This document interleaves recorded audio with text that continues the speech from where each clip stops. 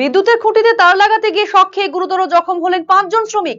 এই ঘটনাটি ঘটেছে উত্তর দিনাজপুর জেলার করণদিঘি ব্লকের ফাঁসিহারা এলাকায়।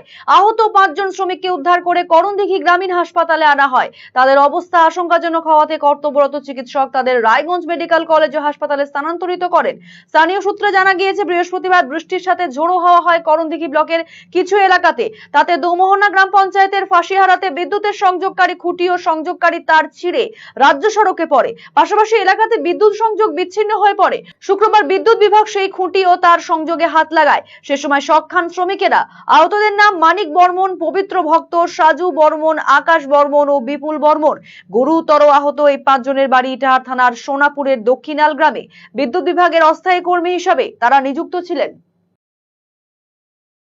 মানে ঘটনা হচ্ছিল কি, লাইনটা ব্যাক ফিট মারছে।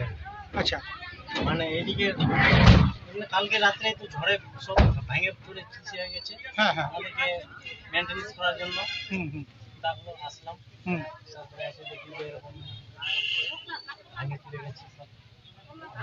ওই যে উনি যেটাকে হ্যাঁ হ্যাঁ হ্যাঁ হ্যাঁ, হ্যাঁ ওকে সঙ্গে দিল আমাদের।